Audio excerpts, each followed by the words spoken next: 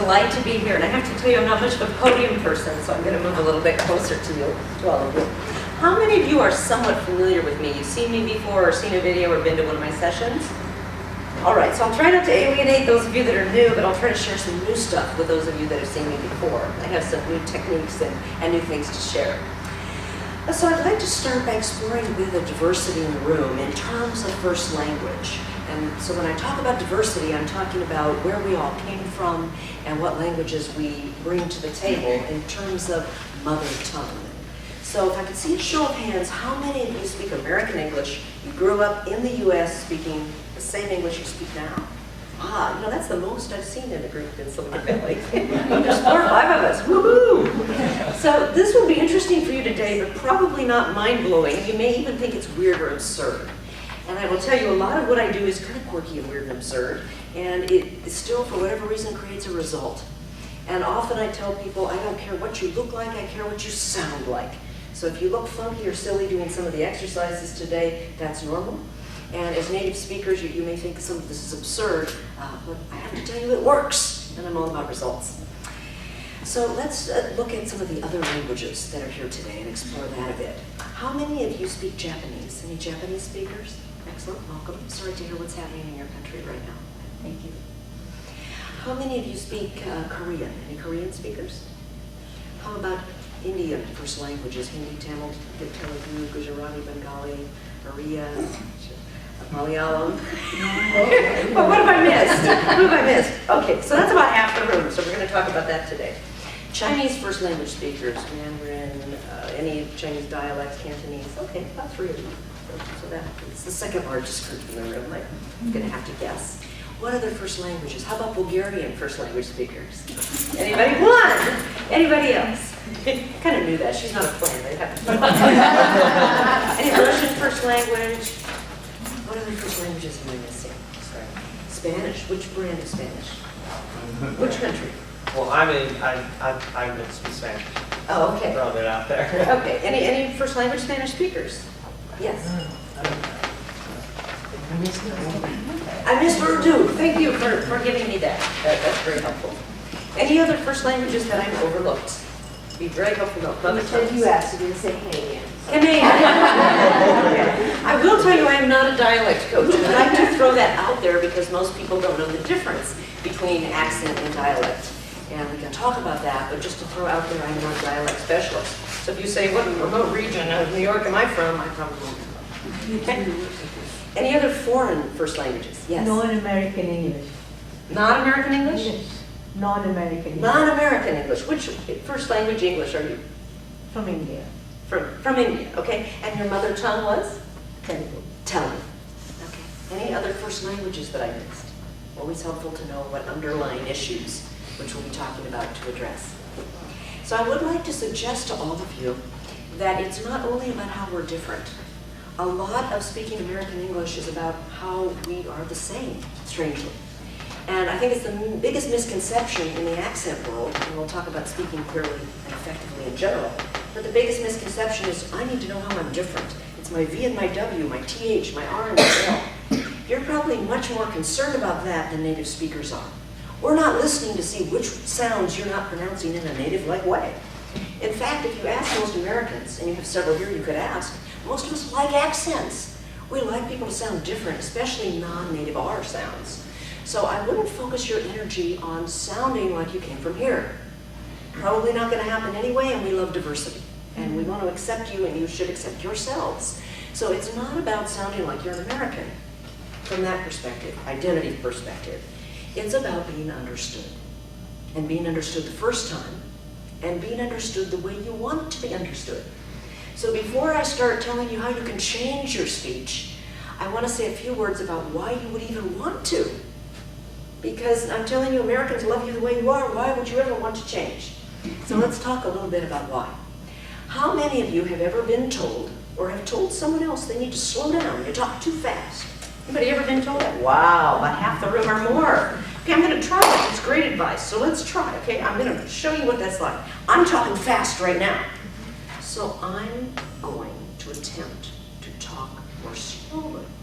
I'm going to try to do this for some period of time. going to try to communicate some new ideas to you by talking slowly. Now, does anyone out there think this is a little bit hard for me to do? And it might even be hard for you to listen to, or you're going like, just get it already. What are you going to say, you know? So that advice comes from the listener's perspective. The listener's saying, it's coming at me so fast, I can't understand you, so I want to give you some advice. Slow down. Because I don't know what other advice to give you. And my suggestion to you is that might not be very good advice. Now, the advice, though, is going to be a little more complicated than slow down, but there is some good advice. So we're going to walk through some exercises today that are both about good advice for slowing down, partially, and also good advice about the common differences in all the other languages as compared to American English. Not each individual one, because we could spend hours pointing out all the differences and really get hung up on how we're different. Or we could focus on what all of us can do in about 10 minutes to dramatically improve how we sound. And some of you that have seen my YouTube videos and have heard me speak before know what those things are. So I apologize for being repetitive, but there are gems of wisdom in some of the main things that I'll repeat with you today. But I also have some new techniques to share with you. And most of what I do is experiential.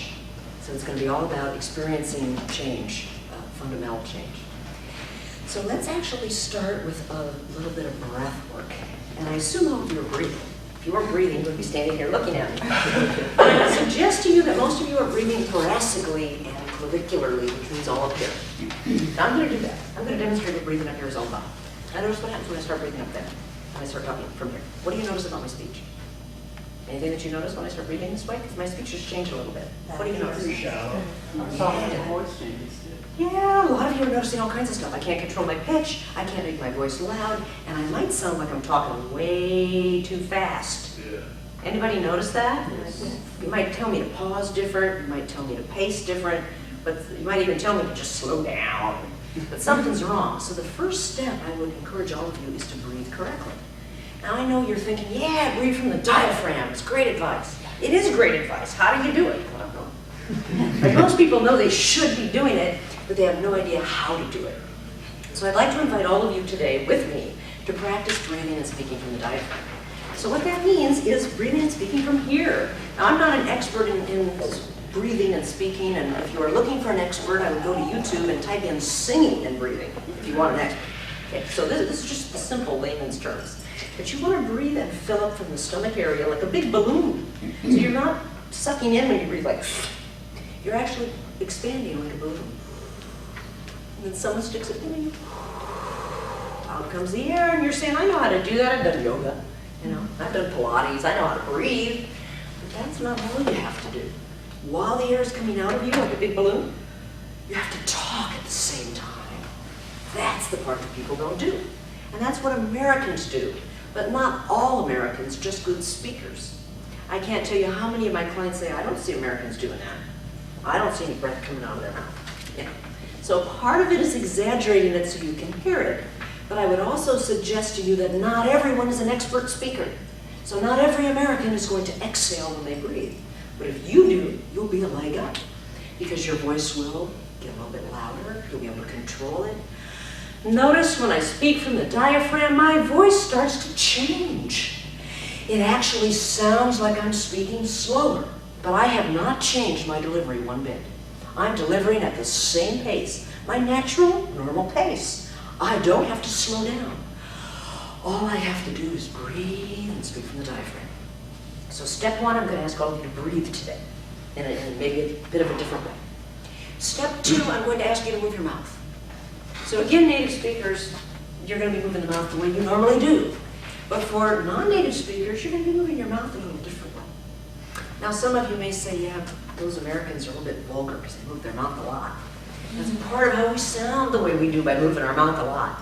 So just in case you're not noticing that I am currently moving my mouth a lot, I'm going to keep talking. I'm going to stop moving my mouth very much. So I'm going to keep delivering the same way I was earlier. But I'm going to stop using my mouth muscles very much. And I'm just going to keep talking. What do you notice?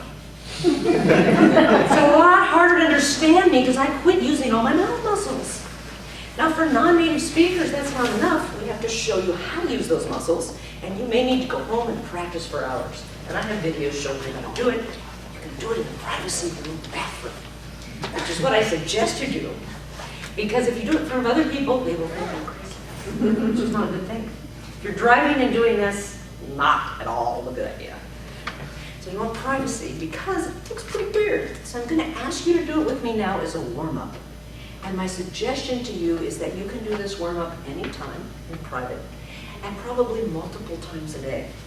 I used to do it years ago because I found that before I did much public speaking, perhaps I was just nervous, but I would misspeak.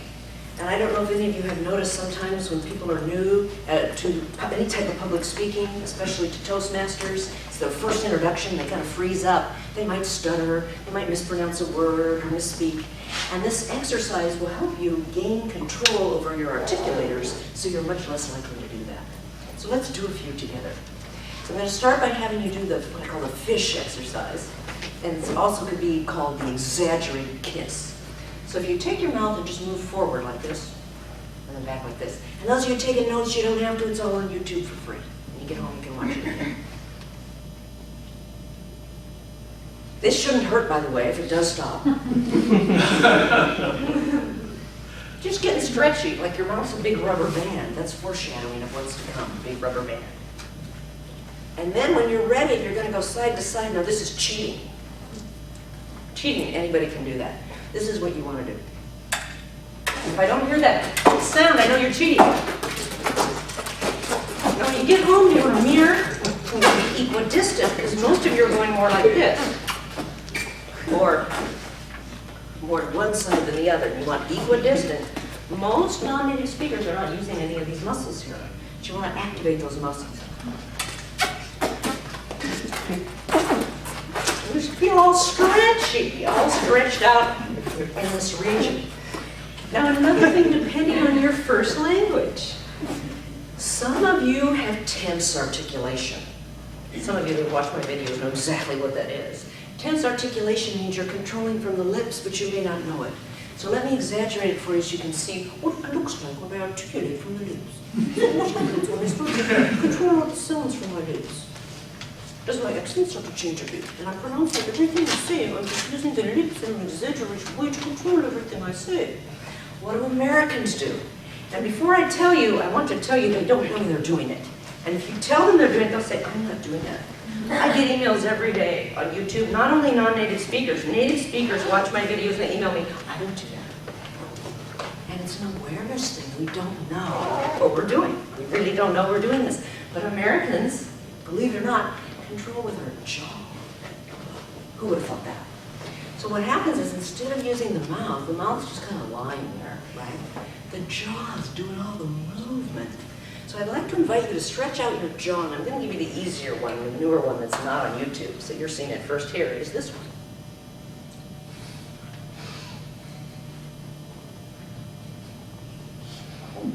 And then change direction. So we're going clockwise. We're going to go counterclockwise.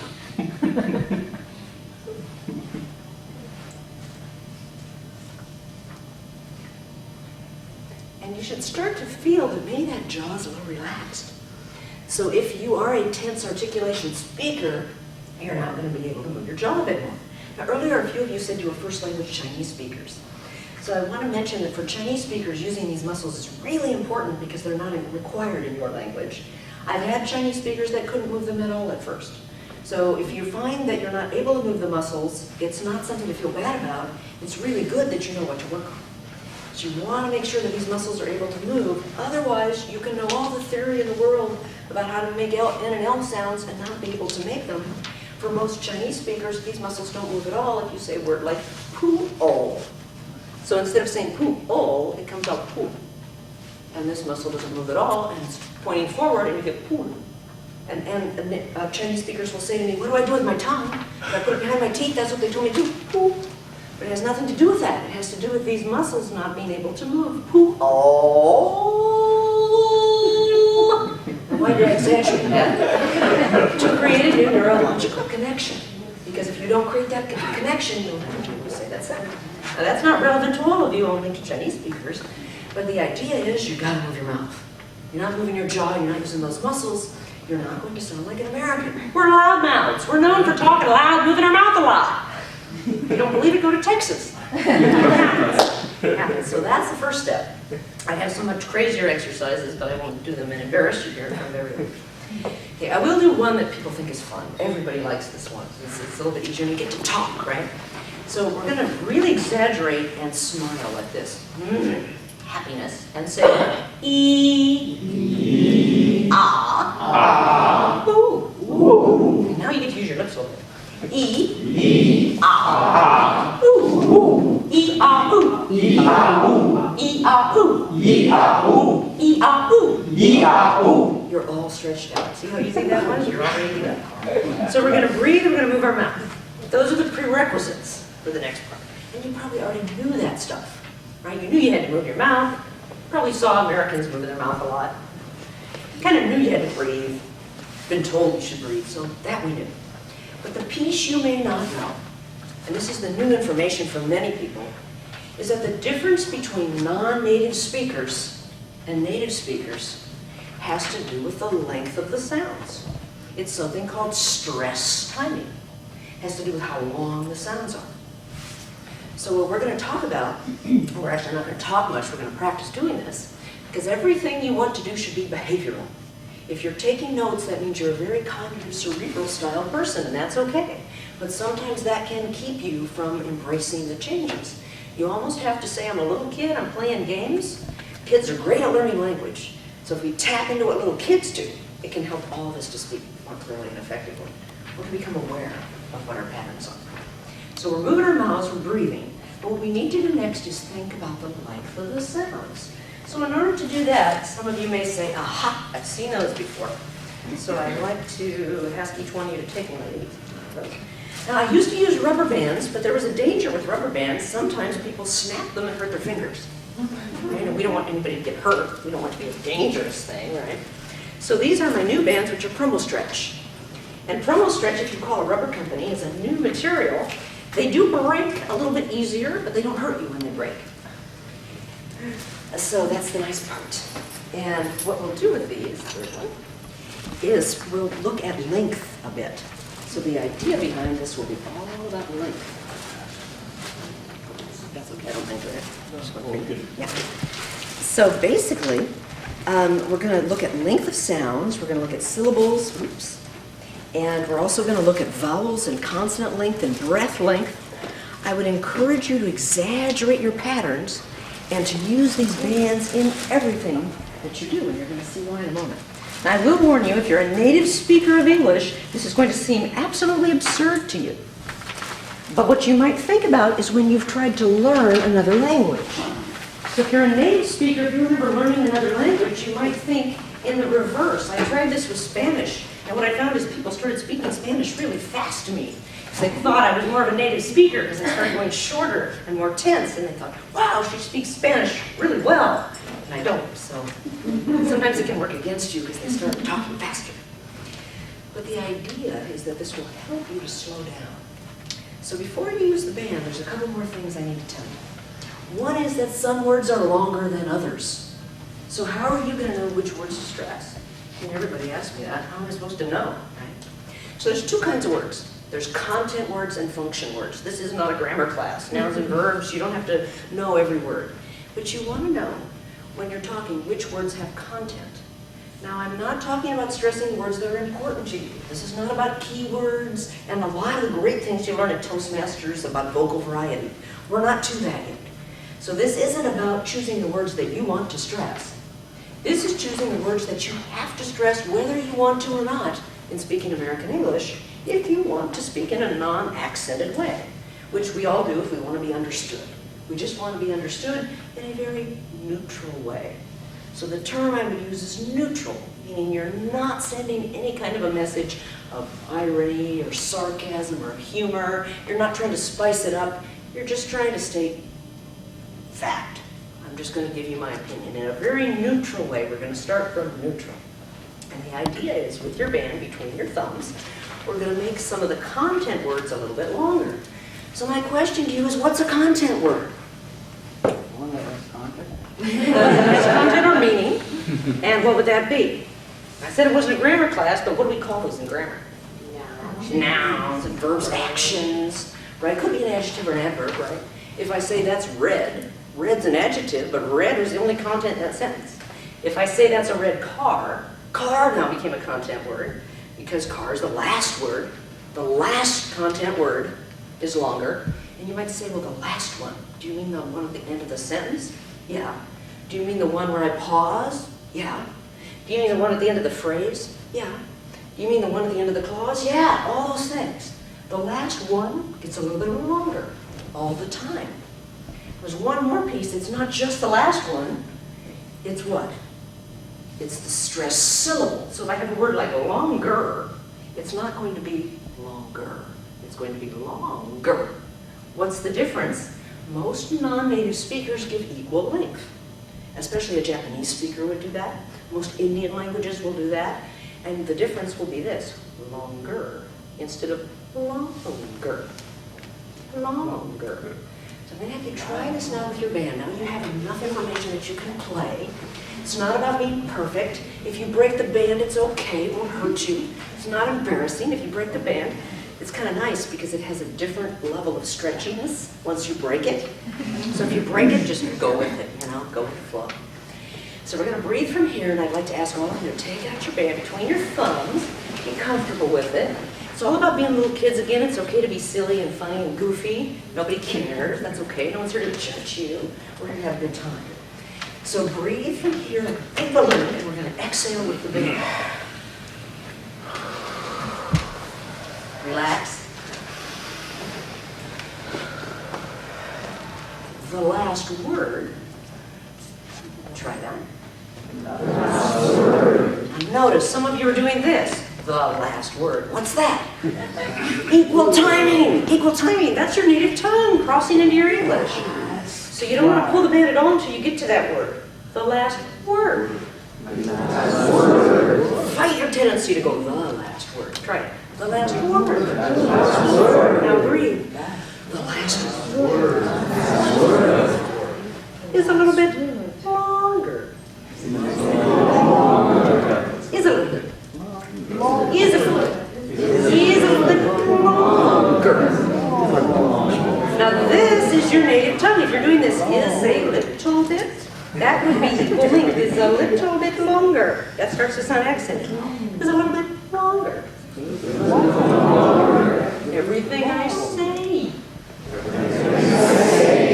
I pulled the last word. Word. A little bit. Longer. And I can choose.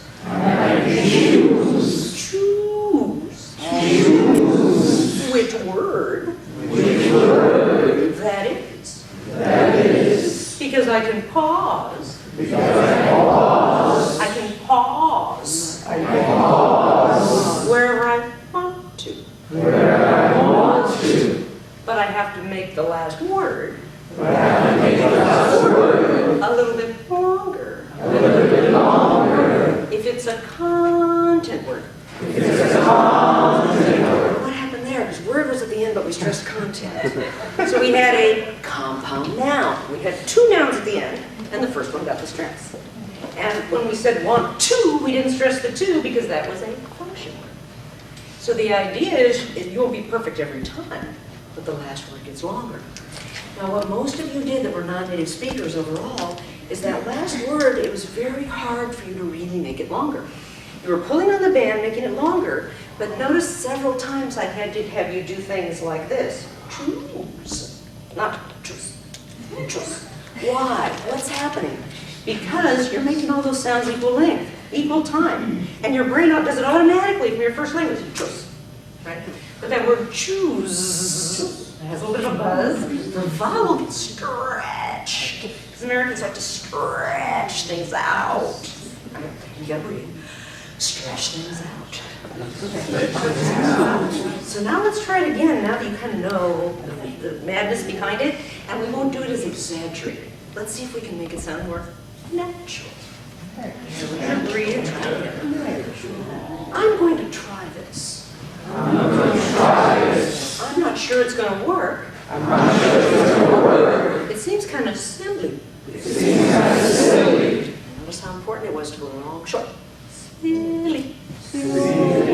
seems silly. It's important to go short as long. It's not silly, but silly.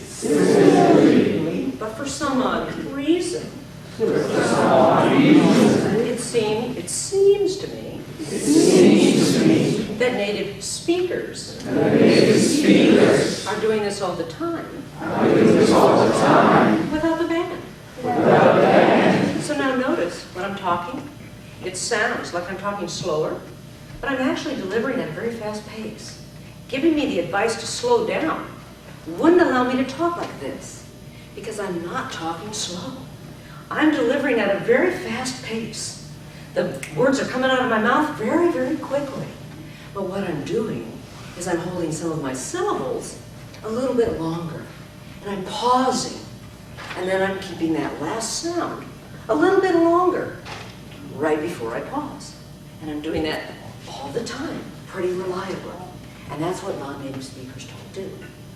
So my suggestion to you is you can keep your accent, if you think of accent as pronunciation. You can pronounce words slightly differently. As long as you're using this pattern, Americans will say, you know, I can understand you. So if your goal is to be understood, that's really all you have to do. But I have something new from you today that I haven't done before in this forum. I've done it in classes before, but not here. So I'd like to invite groups of 2 to take one of these. So one tissue for 2 people. And I'll show you one in a second. Actually, we'll put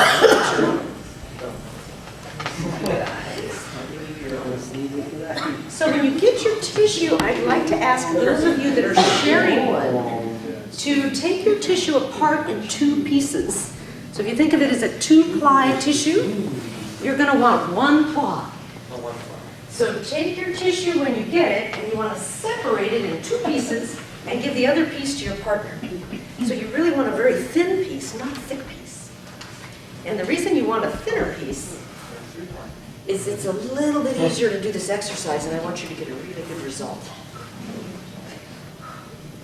So, you know, a lot of my clients ask me, how do you make those sounds, those breathy American sounds that are so hard to make? You know, like the TH sound, and what about the V for Indian speakers? We have a few first language Indian speakers. So, you know, a lot of people ask me, you guys all have them, all right. So a lot of people say, how are you going to make those sounds? So a word, for example, like thanks, right? So first I'm just going to say it, not use the tissue. Thanks. Thanks. Well, you guys are good. Let's pick a harder word.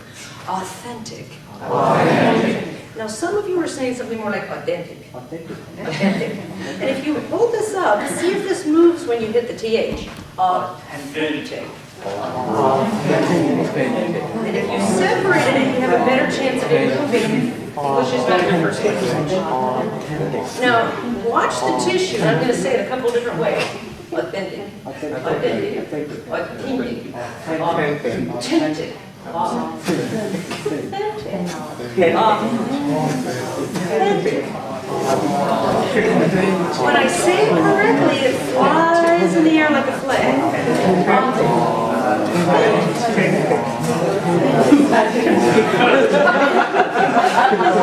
Now, native speakers may not be able to do it. That's interesting, isn't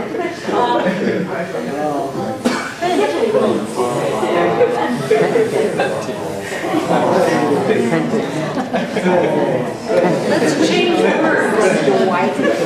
Authenticity.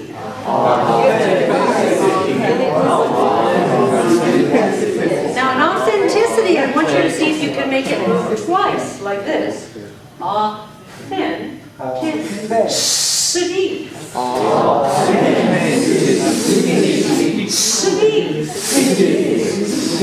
So how many of you have trouble making it move on the S? It's not moving on the S. The S is trickier. The S may even have to move this slightly. For Chinese speakers, make sure that there's space between your teeth to get this. If your teeth are touching, no air's coming out. And you can move the tissue closer here like this. And you can also put your tongue behind your teeth to get more breath. Authenticity. Now I'm going to change words again. Just try a few more TH words. Now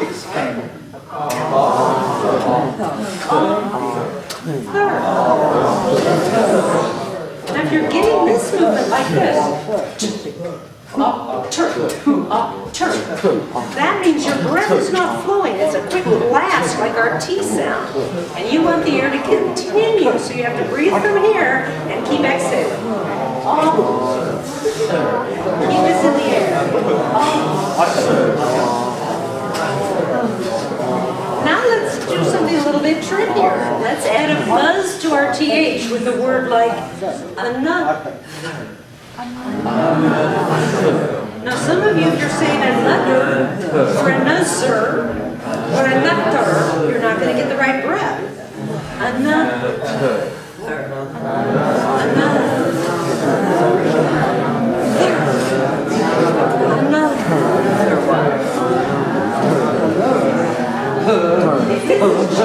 Make sure you're breathing. Make sure you're exhaling.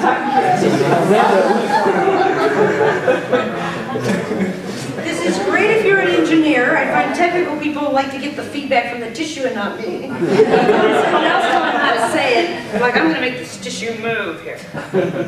Authentic. I can do it. Now let's try the V sound. The V is another sound that people just have a hard time saying. American V. So let's try just a V sound like.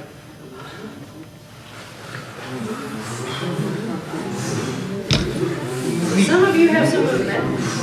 If it's challenging for you, start with an F sound like. Oh, everybody got it. Very nice. Why is easy and is hard? Well, most languages of the world, when you add a buzz, you don't need breath. But we Americans use breath all the time. We don't care. So let's try putting the and the V together, and they're sister sounds. They should sound alike. I love fish. And keep the tissue in the air the whole time. I love fish.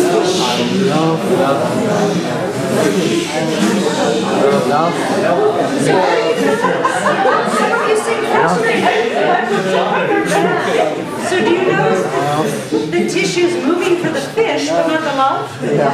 Yeah. So what's happening is, in your first language, the F and the V are not similar sounds, but they are similar sounds to us. So start with that. And then migrate from an F to a V, and you can put your hand here to get a V.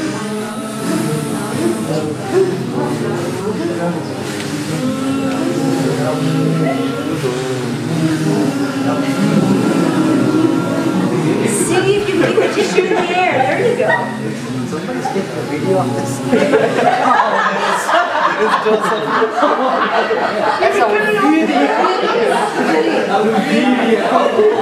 That's a great word. Here's somebody saying video. Now try it a little.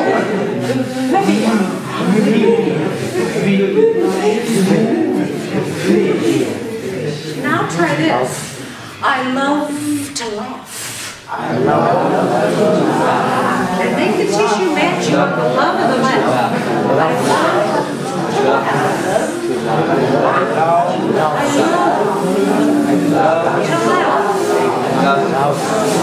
I love to laugh.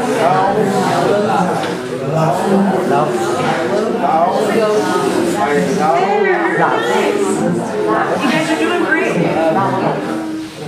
So there's one sound you haven't worked on that also has a buzz. We did the th, and we did a little bit of s. We actually didn't do any z, and we didn't do any sh. So we didn't have any Korean speakers in the group, though, correct? So let's just try the zh. This should be pretty easy for you guys. Okay, so let's see if we get this to move. Asia. Whoops, didn't move very much.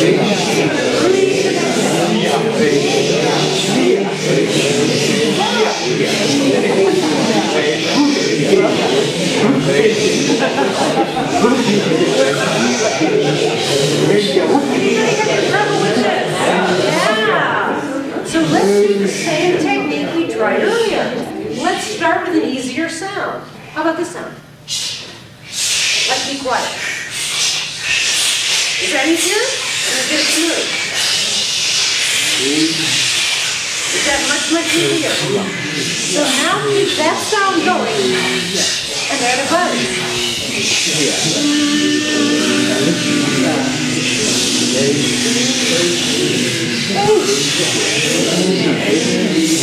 Much better, I can hear the difference.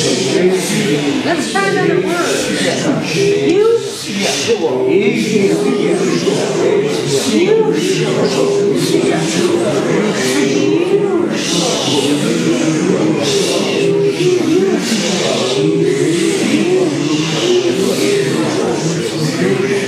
little bit easier when you have some breath. Now there's a side benefit that will help all of you that belong to Toastmasters.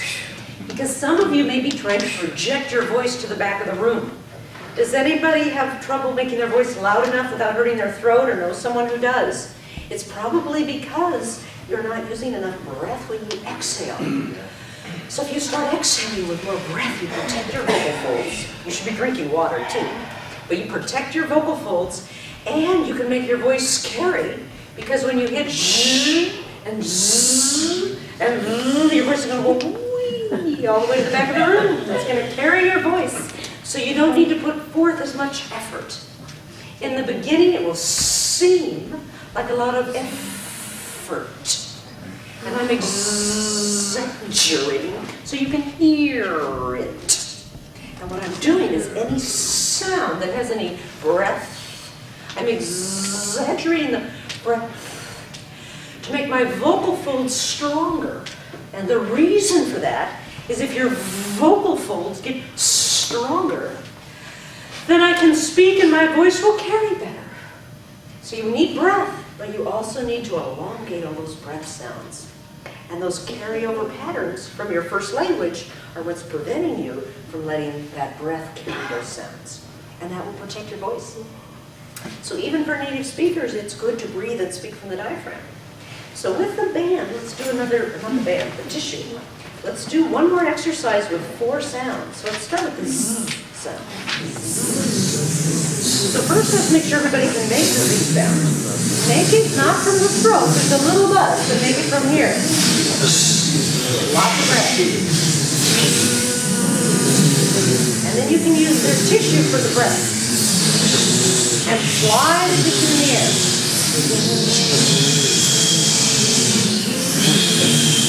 Now I hear some of you saying, and that means that your tongue is kind of migrated to the top of your mouth. If you're getting a little so all you have to do is take your tongue and start moving it around your gums a little bit, right behind your front teeth. And if that's tricky, just say like a snake. And go this way. And then add the buzz. And then add the tissue. Zebra.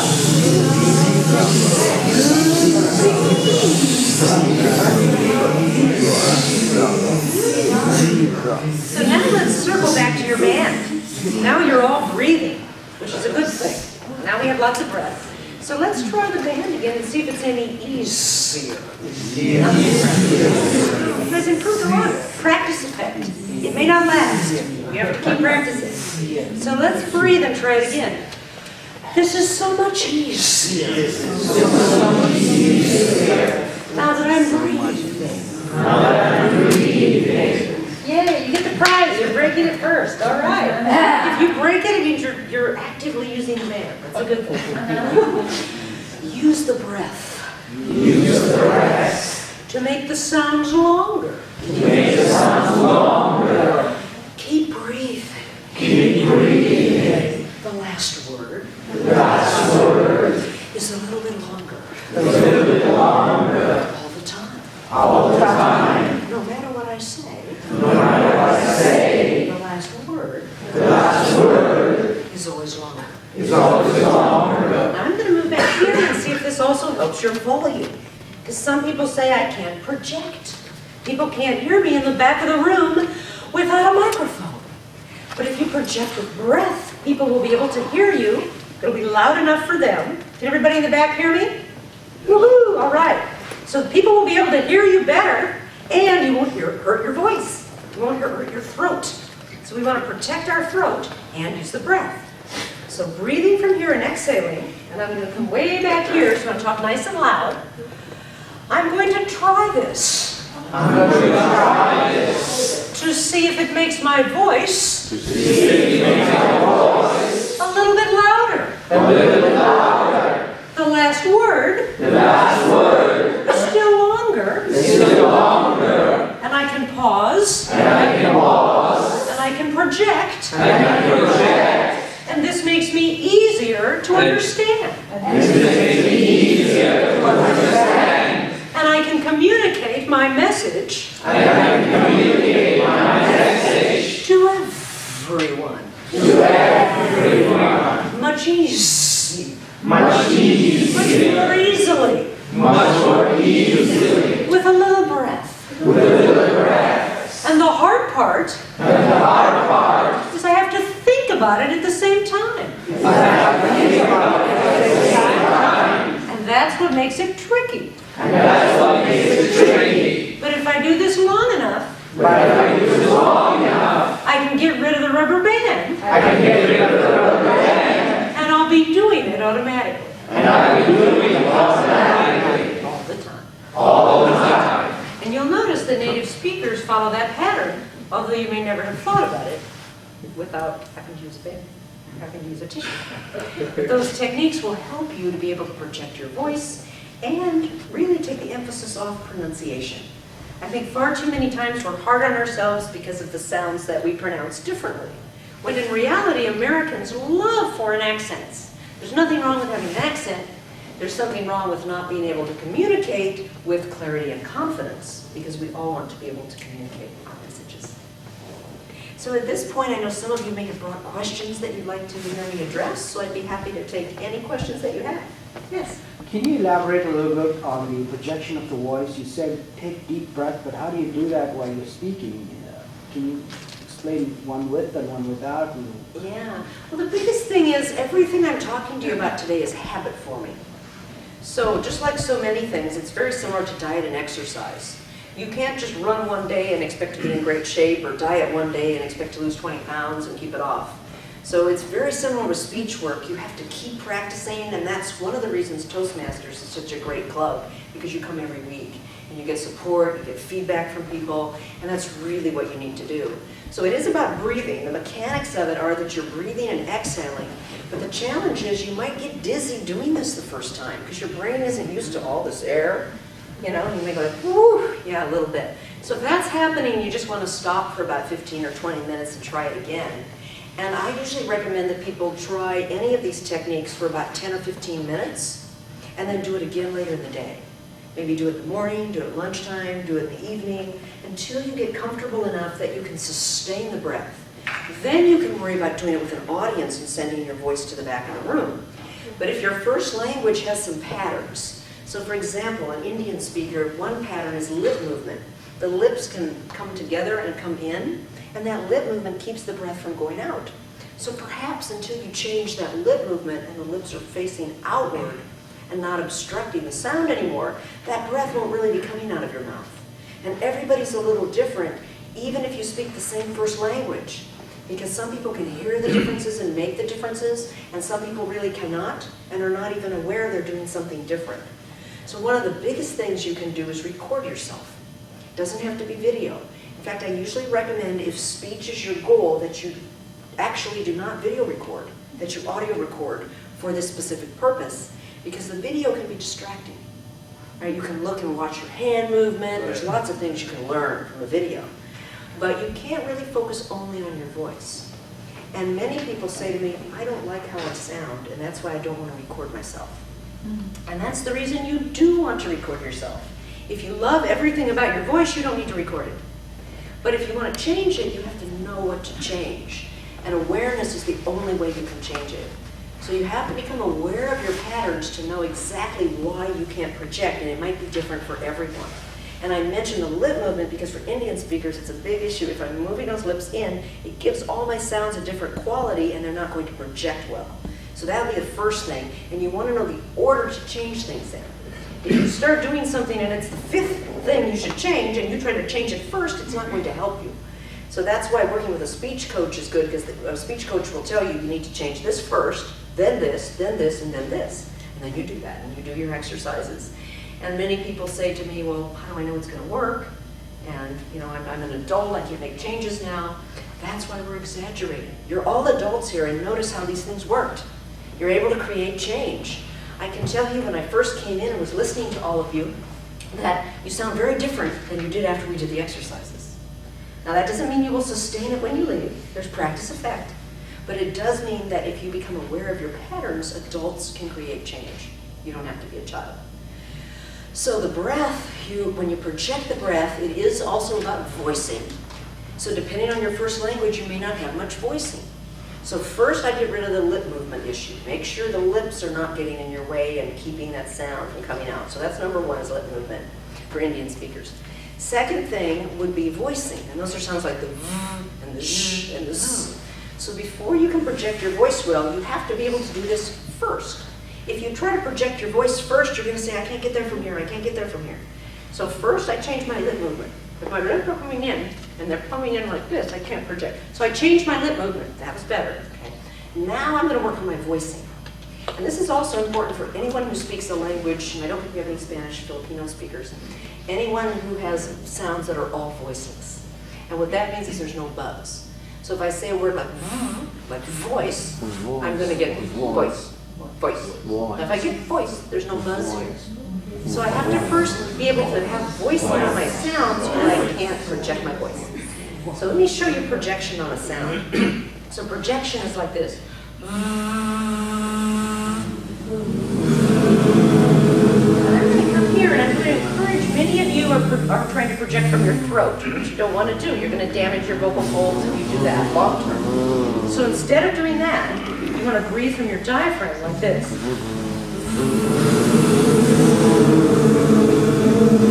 Very nice. And then change sounds.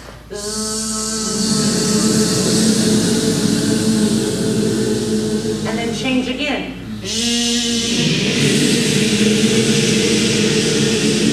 And then change again.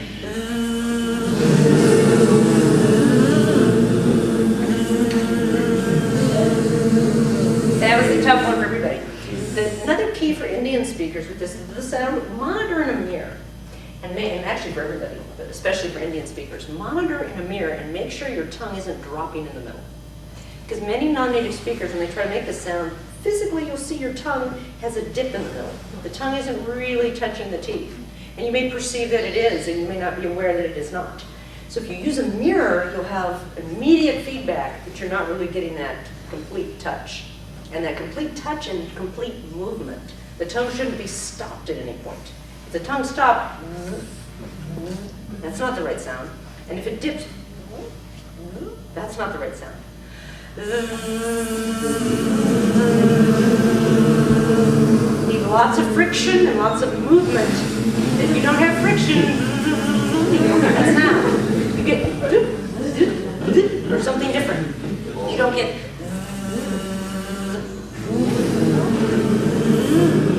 So yes, the tongue has to be flat against the teeth when you go to watch with the mirror. Once you've changed your lip movement and you've changed your voicing, now I can project my voice. Because now I've got lots of breath from what we did earlier. We've got breath too. So you've got lip movement changes, voicing changes. You've got to be able to breathe and exhale. Air has to come out of your mouth. The tissue has to move. Then you can begin to project. So if you take it systematically, step by step, you'll have very good results. And audio record, and then eventually video record too. So deep breathe while you speak. You have to do it the entire time you're speaking. Yeah, you can't stop doing it and hold your breath at any point. You're continuously breathing and exhaling, and many people are not.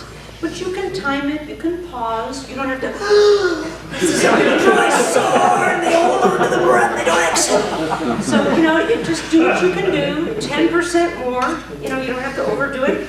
If you talk without breath, just do a little bit more, because you don't want to over-oxygenate the brain and go, whoo, which can happen.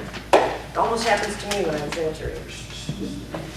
Yes? I'm just curious with speaking versus singing? If you can do one, can you usually do the other? Is it helpful to do more singing? And what are your thoughts in Yeah, general? that's a great question. I can tell you a lot of my clients who sing seem to understand some of these concepts intuitively, and they seem to help them. But I also have clients who tell me I can sing really well. I'm working with some people now who do a lot of singing, and we have a contract to work with them, and they all sing. But when they speak, they have a lot of issues, and some of those are just entrenched patterns. But one of them said to me, you know, I'm supposed to leave the endings on like when you sing. And they didn't even realize the endings were supposed to be on the words while speaking, because in their country, and this was the Philippines, you don't have to say the endings, and you don't have to voice the endings, and no one does. So just the awareness that you're doing something different than Americans might be expecting you to do is a starting point. It's a point of departure.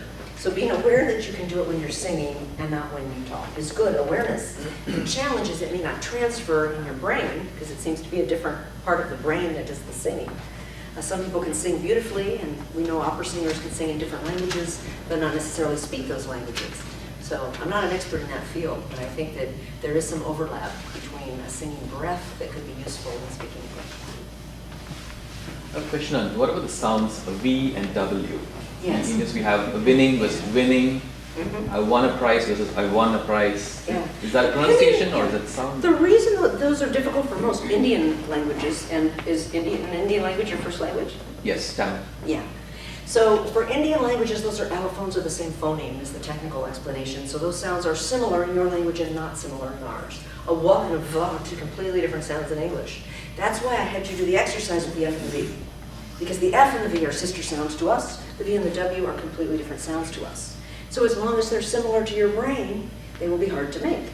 The biggest suggestion I can make to first language Indian speakers is to watch this muscle above your lip when you're in the mirror, because this muscle in words like women and when and we will tend not to move, and you'll get we. Even if you think you're making the W, you're not making a V sound, you're going wah, wah, wah, but this muscle isn't moving.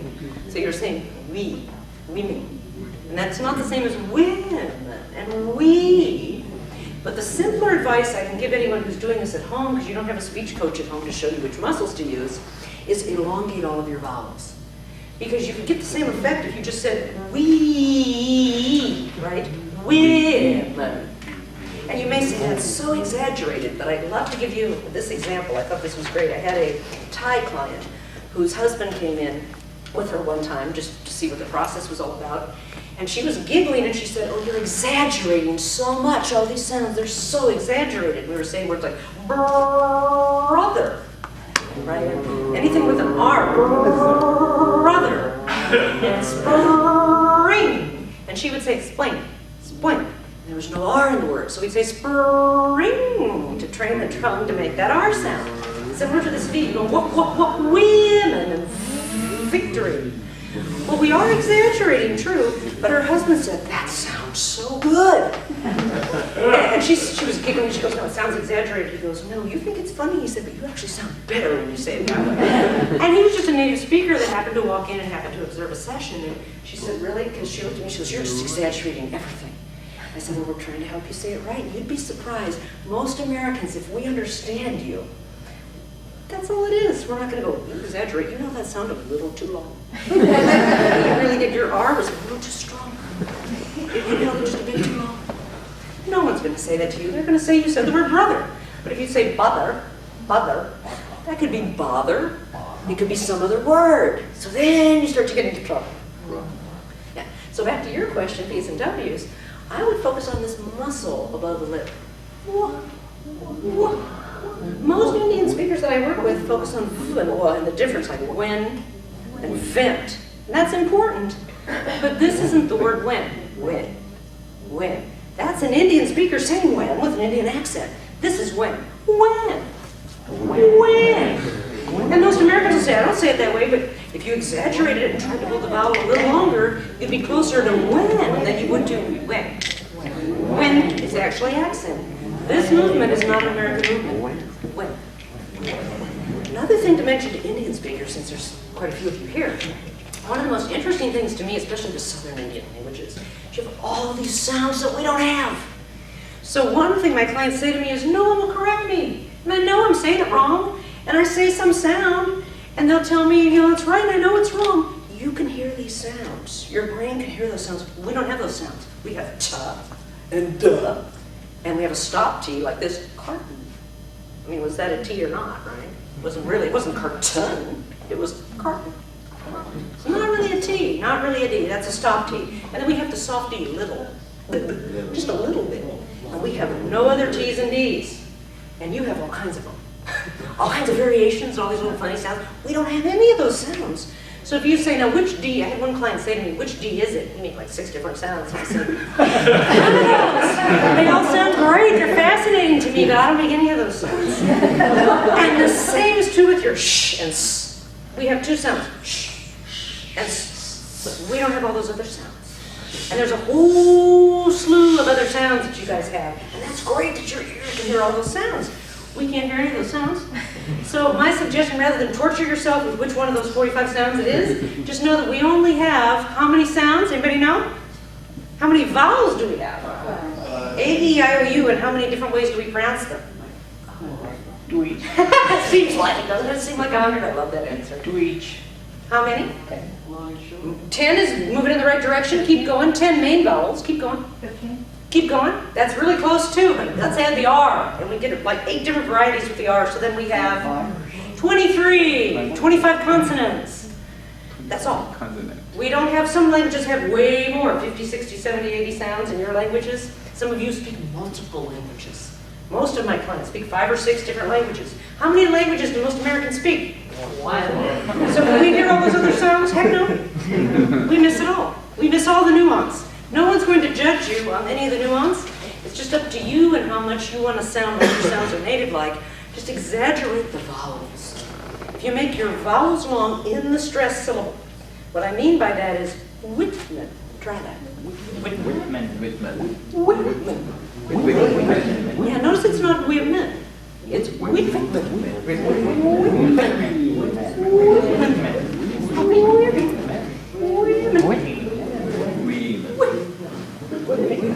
One of the other issues is the E. We have 2 E's.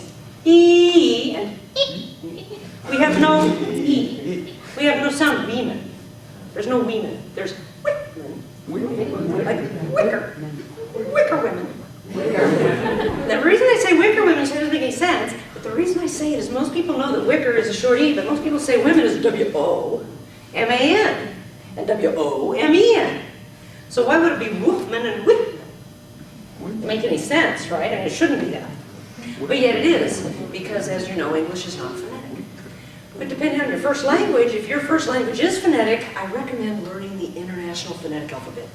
Anybody here know it? A couple of you. Congratulations. Most Americans don't know it. I never learned it in school. I did learn the schwa sound in 2nd grade. The schwa sound is the sound. I learned that sound. But I never learned to write phonetically. I thought there were 5 vowels, A, E, I, O, U. Somebody told me that in grade school. I think in the 3rd grade. So I didn't know that there were 23 vowels. I didn't know any of this. I learned it later in life. So I wouldn't be surprised if most of you don't write phonetically. But if your first language is phonetic, or Japanese certainly is. Some of the Indian languages may or may not be. I don't know that they all are. But phonetic languages, yeah, time-wise, I think it's time for me to finish, so I will do that. But basically, it's important to know if your first language is phonetic. Indonesian, for example, is a phonetic language. If your language is not phonetic, your brain, Chinese speakers are very lucky. You're lucky because you can look at a picture and remember a sound. They can look at whole words and remember sounds. And for people who come from first language phonetic languages like Spanish, like Portuguese, like Italian, it's much, much harder because you see an O and you want to say an O. And you see an A and you want to say an A. And you have to break that visual pattern by writing phonetically. Thank you so much for your questions. I know you have a meeting coming up and I don't want to cut into your time, but I appreciate the opportunity to speak to all of you today and I hope you learned something you didn't know before.